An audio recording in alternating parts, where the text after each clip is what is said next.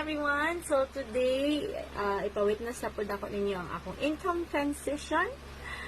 Sige, so let's go. 11:04, yan, May 4, Saturday.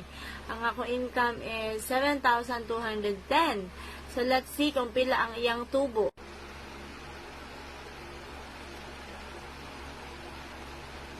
Congratulations! Registration successful! May bago na naman tayong natulungan.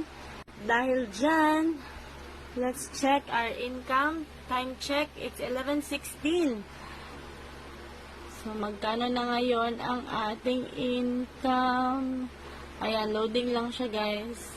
Kanina, 7,000. Ngayon, nag-8,000 na. Pero, that's not the real. The real... Ayan! It's 15,000.